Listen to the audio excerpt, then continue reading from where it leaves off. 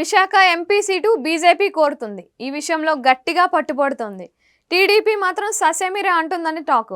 దాంతో సీట్ల పంచాయతీ ఒక కొలిక్కి రావడం లేదు అని అంటున్నారు. విశాఖ ఎంపీ సీటు బీజేపీ కోరుకోవడం వెనక అనేక కారణాలు ఉన్నాయని అంచనా వేస్తున్నారు. విశాఖలో బీజేపీకి కొంత బలం ఉంది.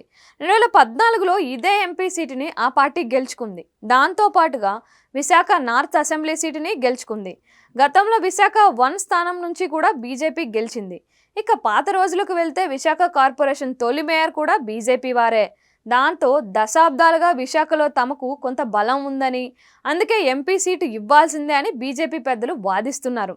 ఇప్పుడు టీడీపీకి అర్బన్ ఓటర్లలో బలం పెరిగింది. దాంతో విశాఖ ఎంపీ సీటు నుంచి గెలవాలని చూస్తోంది. సినీ నటుడు బాలయ్య చిన్నాల్లుడు శ్రీభరత్ ఇప్పటికే టీడీపీ తరపున అభ్యర్థిగా ఉన్నారు. బీజేపీ విషయానికి వస్తే కేంద్ర నాయకత్వానికి అత్యంత సన్నిహితుడు ఆయన జీవీఎల్ నరసింహారావు కోసం ఈ సీటును కోరుతోంది అని టాక్ వినిపిస్తోంది.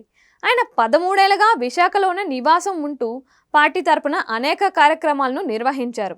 ఆయన సామాజిక వర్గం ఓట్లు కూడా విశాఖ ఎంపీ పరిధిలో గణనీయంగా ఉన్నాయి. విశాఖలో కేంద్ర ప్రభుత్వ రంగ సంస్థలు కూడా ఎక్కువగా ఉన్నాయి. ఉత్తరాది వారి జనాభా కూడా చెప్పుకోదగిన మోతాదులో ఉంటుంది. మోదీ ఇమేజ్ ఈసారి మరో విధంగా ఉండబోతోందని, ఆయన హవాలో విశాఖ ఎంపీ సీటు గెలుచుకోవడం ఖాయమని బీజేపీ ధీమాగా ఉంది. టీడీపీ మాత్రం అనకాపల్లి ఎంపీ సీటు ఇస్తామని అంటోంది. అది పూర్తిగా గ్రామీణ వాతావరణంతో కూడుకున్న సీటు. అక్కడ బీజేపీకి బలం కొంతవరకే ఉంటుంది. ఆ సీటుని ఇస్తే మాత్రం తమకు ఇబ్బంది అవుతుంది అని కమలనాథులు భావిస్తున్నారు. 600 అయినా విశాఖ ఎంపీ సీటే కావాలని వారు పట్టుబడుతున్నారు. ఈ పరిణామాల నేపథ్యంలో టీడీపీ నిర్ణయం ఎలా ఉంటుంది అన్నదే చర్చగా ఉంది. బీజేపీ మరి కోరితే కనుక టీడీపీ ఈ సీటును త్యాగం చేసేందుకు సిద్ధపడుతుందని అంటున్నారు.